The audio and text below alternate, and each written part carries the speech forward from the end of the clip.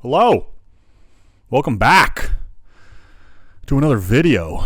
Haven't made one in a little while, been spending some time on some other projects, but I've been absolutely dialed in with my training, so we're going to do a little update here. I hope you guys have stayed locked in, continue to make gains, putting murderous intentions into every dang set and session to carve out a little bit more meat onto your vehicle. What are we talking about? I don't know.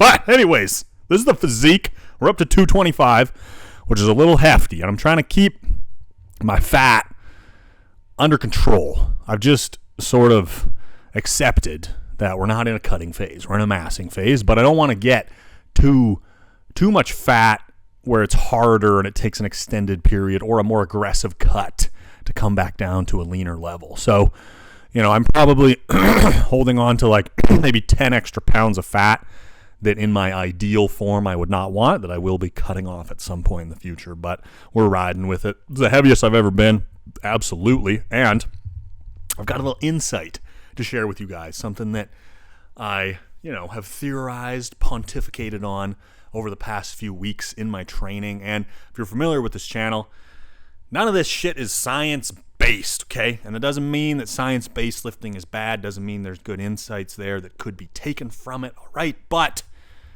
in my personal experience, I've found self-experimentation and then tweaks and adjustments to my own routine to produce more growth myself.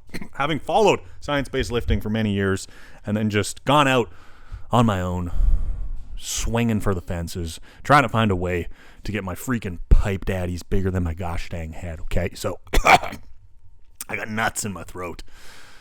Just eating some delicious freaking trail mix before this video. Nobody cares, man. But just letting you know, man, I'm updating you. I haven't made a video in a while.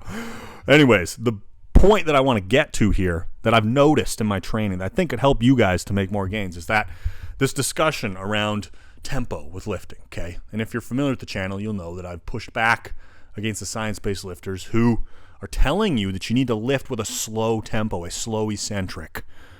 For your arm training, you lower that dumbbell super slow, and if you really want to get the most gains, you need to put it into a stretched position. For your triceps overhead, you let that dumbbell get as far behind your... Got a freaking dog hair in my mouth. It's very professional production here. You let that dumbbell get as far behind your head as you possibly can. Get as much stretch on the tricep. Go slow. Milk it for extra gains. And, in my experience, having done that for like years, it led to some good results. But then what I found is I just got stuck in a plateau. I wasn't able to add more strength. And that using a more explosive, faster tempo was extremely conducive to progressive overload, to adding reps and weight. But so that's kind of been my gripe. And I've been like, no, you need to go a little faster if you want to be able to move weight for more reps, which I've seen to be a potent stimulator of more growth. I don't care how optimal or perfect angle, stretch, slow tempo you're doing. If you're doing the exact same weight that you were a year ago, in my experience, I just haven't seen that to produce much growth. You need to find a way to get stronger. It's going to be hard to get really freaking huge or add substantial amounts of muscle if you're just not getting any stronger year over year. So that's my opposition to that. But the interesting thing that I've found is that, I've been doing that over the past year and a half, 2 years, and especially the last couple months here, now that we're, using testosterone. For anybody that's new, I've been completely natural, built the arms up to 18 inches, and then the very beginning of 2025, I started taking testosterone, okay? And that's helped me to see additional gains. The arms are up to 18.7 inches. But in this, past couple months, with a good solid T dose in the system, I've gained a lot of extra strength. The triceps here, we're doing the 137-pound dumbbell. It's okay. So the reason that sounds unusual, it's supposed to be 130, but at this gym, that only accounts for the weight that's on the bar. It doesn't account for the bar itself. And the first session I did in this gym, a few months back, I was doing 3 or 4 less reps than I normally do. And I was like, no, there's no way. Even on a bad day, maybe I lose a rep, something like that. I took the goddamn dumbbells and put them on the scale, okay? They're all 7 pounds heavier than they say because that dang handle weighs another 7 pounds. So the 130 is actually 137. getting it for 12 reps with this kind of faster explosive tempo, as you can see.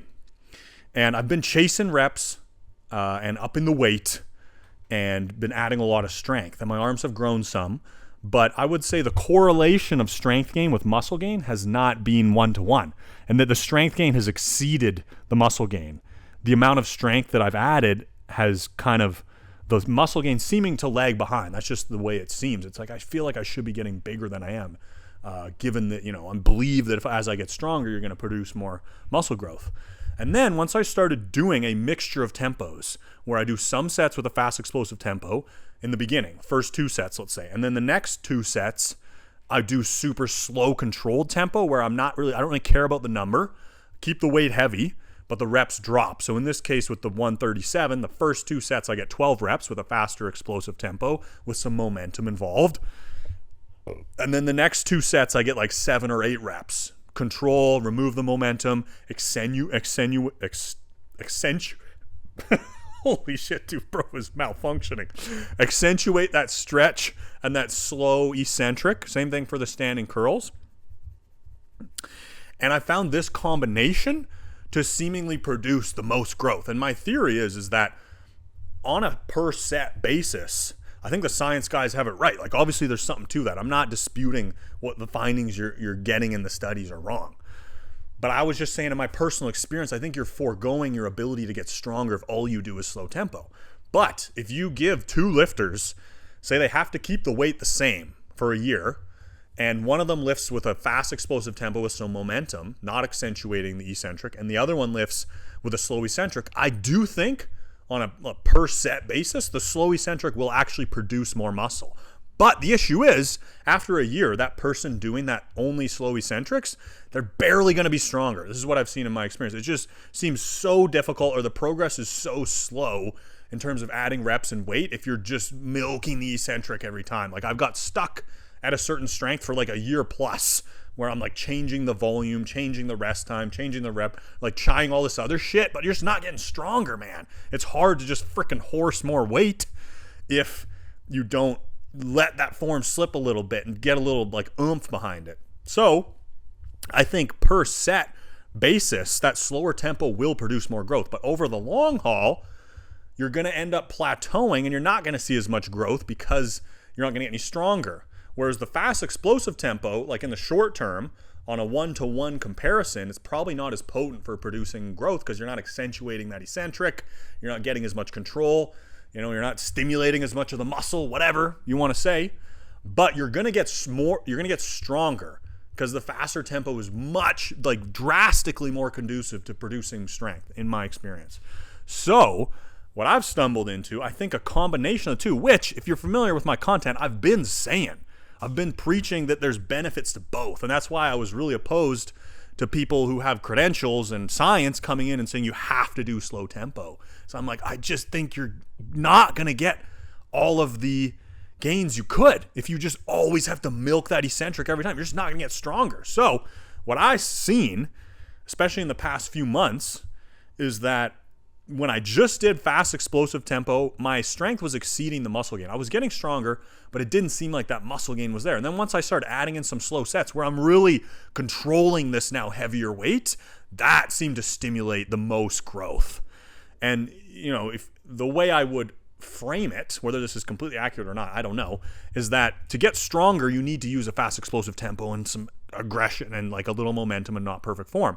And then once you do get stronger, you then want to use that heavier weight with really good form and milk that slow eccentric. If you just stayed with the slow tempo the whole time, you would never get stronger, or you'll get stronger at such a slower pace, so it's not going to be as effective. So the combination of the 2 is like a perfect marriage. You use that fast explosive tempo, ideally the first couple sets of the session for whatever muscle group you're training, and then you use that to carry your progressive overload so that you do get more weight and you do get more reps. And in this case for me, like 5 months ago, I was doing the 100-pound dumbbell max, for the tricep extensions. Now we got the 137, and that's been fueled by fast explosive tempo, aggression, chasing extra reps, not milking that slow eccentric. And then adding in sets with that heavier weight. Now that my body is strong enough to use that heavier weight, if I had just stayed with a slow tempo, at least from my experience lifting over many, many years, it's just like that increase in strength, like maybe I'd be up to the 105 now. And yes, I'm milking every set and getting more, muscle gain per rep or per set on the short term, but 5 months later, I'm still using basically the same weight, or it just went up a tiny bit. I think you're leaving gains on the table. So I know I'm rambling all over the place, and again, at the end of the day, the reason I give that disclaimer that this isn't scientifically verified, it's something for you to think about. And if you're super committed to the gym and you're consistent and you're stuck, you got nothing to lose. And I think it also, in my mind, is like potentially a cool and hopefully accurate view of what's really going on and why you have opposing forces. Like you have some people who are adamant that, slow eccentrics are not better, and this like science-based lifting is not better, and the fast explosive, like move some weight, chuck some weight around is better. And then you have, other people who are like really hardcore, you have to do slow eccentrics, really focus on the stretch. And maybe the truth is that both are effective. And if you keep an open mind, instead of just marrying yourself to one ideology or the other, and you're willing to try both, using both tempos, fast explosive at the beginning, and then slower and more controlled at the end, I think that produces the most muscle growth. And that's what I've noticed, having done, and that's just, over the years of training, it all adds up when I reflect back. But also even within the last 3 months of seeing a lot of strength gain and some muscle growth, but not as much as you would think given the amount of strength gain. And then now that I can handle these heavier weights, starting to do some sets at a slower tempo, which I wasn't doing over the past 3 months. It was just balls to the wall, chuck the weight around. Then the muscle gain really seemed to stimulate and come in at a quick exceeding rate where I'm like, holy shit, definitely getting way bigger now.